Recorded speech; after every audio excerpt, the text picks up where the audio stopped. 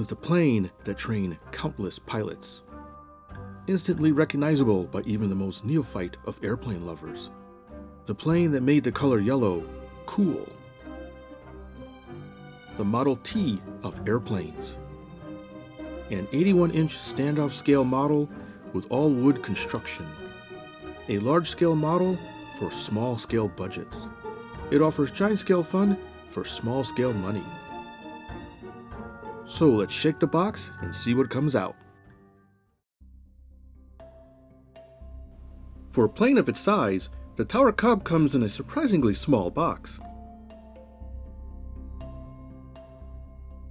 The box is divided into an upper and lower level platform, and all the parts are tightly wrapped in plastic. Parts count is modest, with about a dozen or so major parts. The structures are nicely finished with a glossy iron-on film. The only wrinkles I found were in the ailerons and a little bit on the wingtips, which I was able to remove with a few minutes with a heat gun. Fuselage construction is well built and roomy, but not to the point of being overbuilt. The fiberglass cowl is nicely finished and not too thin. All hardware is included as well. The 23-page manual is well detailed and has plenty of pictures. It even includes a motor mount drill template. However, the template didn't match the included motor mount. Construction starts with gluing together the wing spar with slow curing epoxy.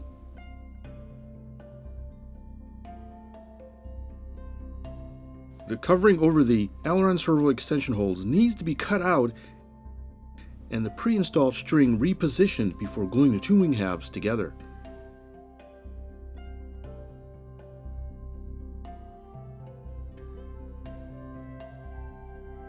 Some painter's tape holds the wing together while the glue dries, then we move on to the engine installation.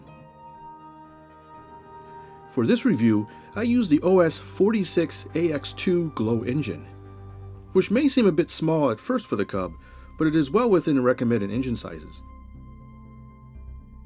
The first step is to trim the excess part off the included motor mount so that the two pieces can slide into each other.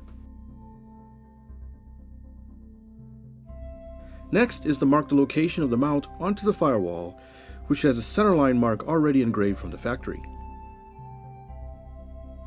I like to use a technique using an ink pad, where I use the ink to mark the holes for the motor mount, and then I install the blind nuts.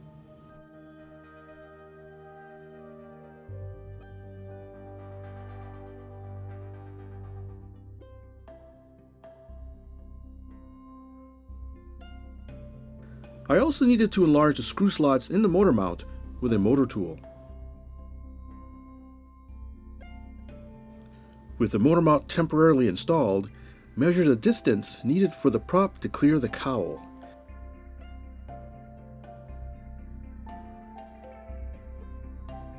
Then drill and tap the motor mount for the engine lugs.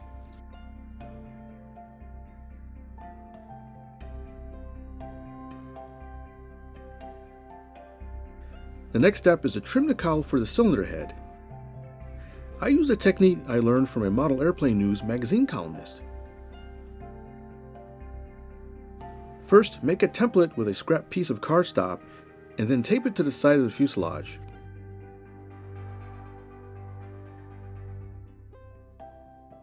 Use this template to mark where to cut the cowl opening.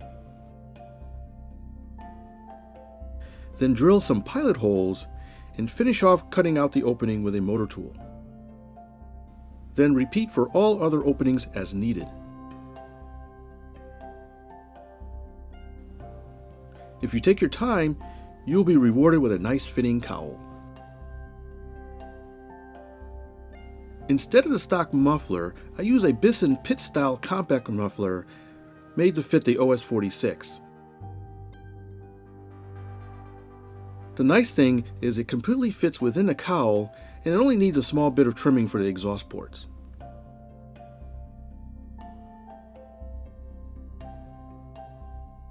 With the engine installed, it was time to finish the wing by adding the wing dowels and wing bolt reinforcement plate.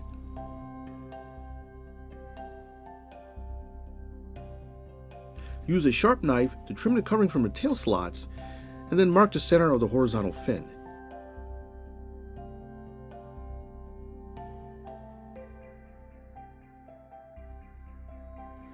Before gluing the tail on, ensure it is straight with some string.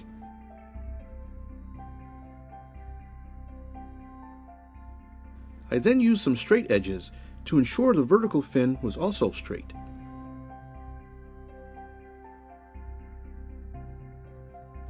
Now bend and install the tail wheel per the instructions.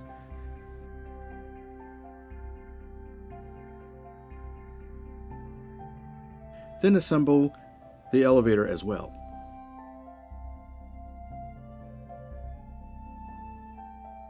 While that dried, I moved on to installing the landing gear assembly. Again, follow instructions and you should have no problem.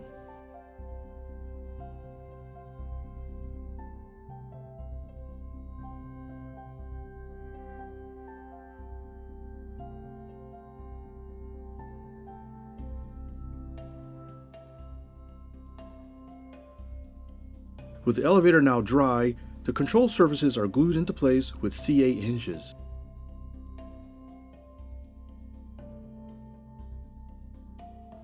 Open the holes in the aileron wings for the aileron servos.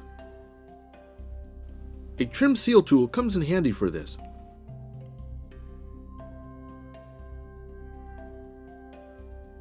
For servos, I use Tower Hobbies TS53 standard size servos. The pre-installed string made pulling the servo leads through the wing pretty painless.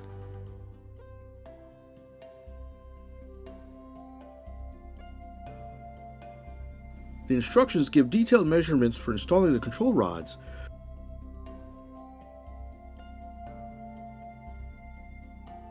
though I did need to trim the rudder horn for more control movement.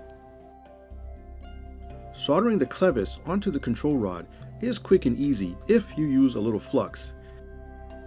And be sure to heat both the rod and the clevis at the same time with the soldering iron.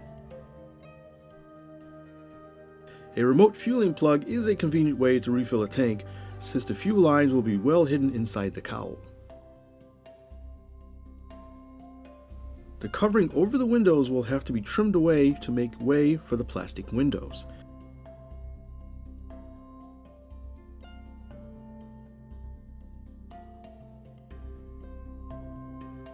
Which I glued into place with RC56 canopy glue.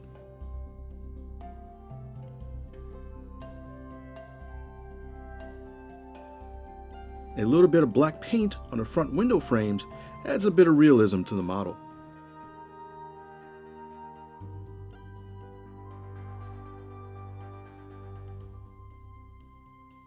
The wing strut positions are then marked, drilled, and screwed into place.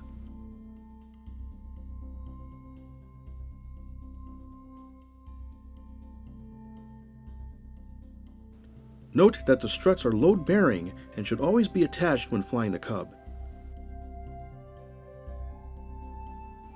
Attaching the wheels and the Cub hubcaps makes a symbolic last step in assembly. A large sheet of peel and stick decals is included, though you do have to cut out the markings yourself.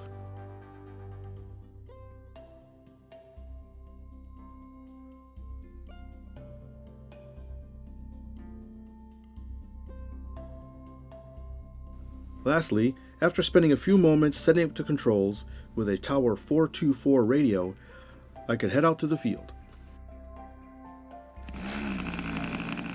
First, I needed to break in the engine. The OS-46 started up instantly and took very little time to get running consistently. As with all new engines, I ran it a bit rich for a few tanks so as to break it in.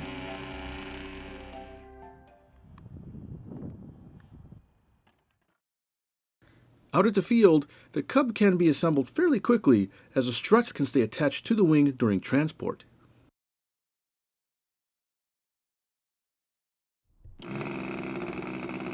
Once I was satisfied that the engine was running reliably, it was finally time for a shakedown.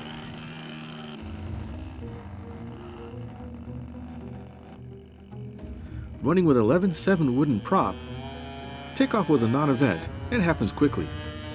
Rudder control is very good and ground tracking on takeoff is stable. With only a short ground run, 948 square inches of wing area gets the Cub up in the air pretty quickly. Within one lap of the field, I had the trim set and felt very easy flying her.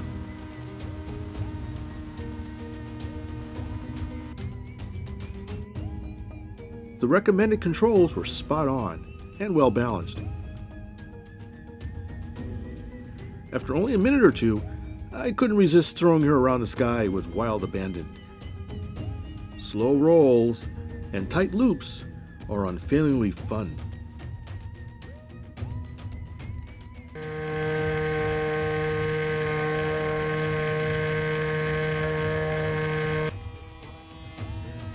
Inverted flying is a cinch with very little down elevator needed to maintain level flight.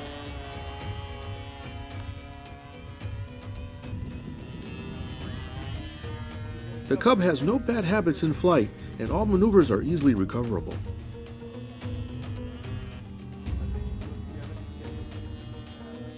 Throw the sticks in the corners and you are rewarded with wonderful gyrations.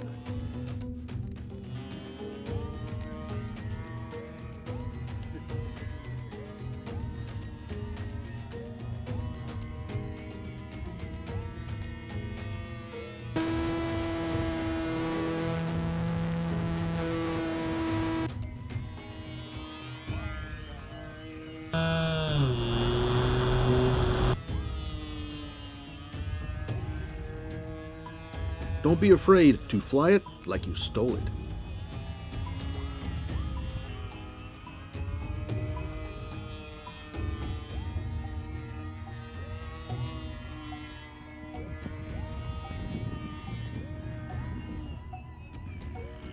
Speed range is pretty good, though it is a Cub, so don't expect to win any races with it.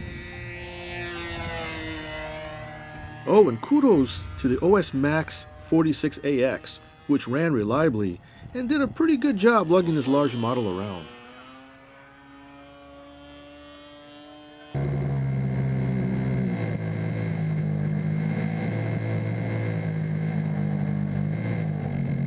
When coming into land, the Cub slows down almost like a trainer.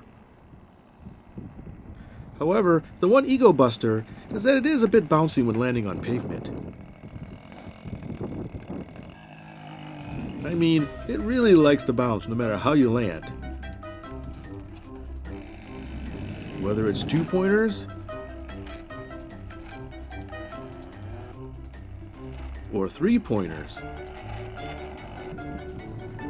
a bouncing you will go. However, with practice, you can eventually end up with a decent touchdown.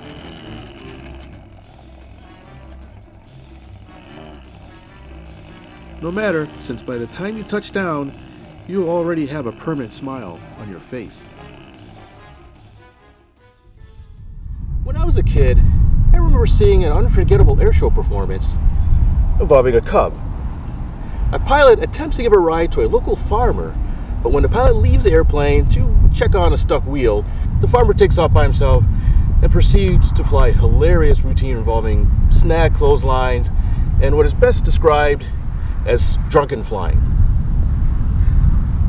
The farmer was an experienced airshow performer, of course, but those shows forever cemented the Cub as one of those indefatigable aircraft that every pilot, model or full scale, should fly at least once.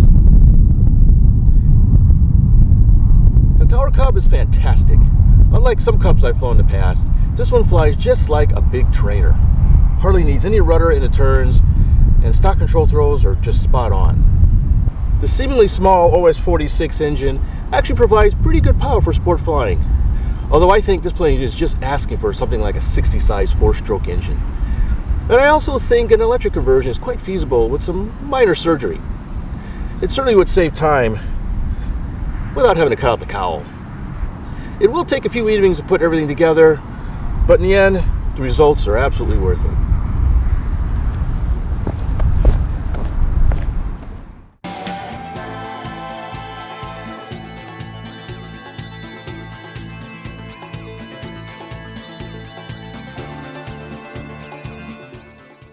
Am I gonna have to teach you how to land?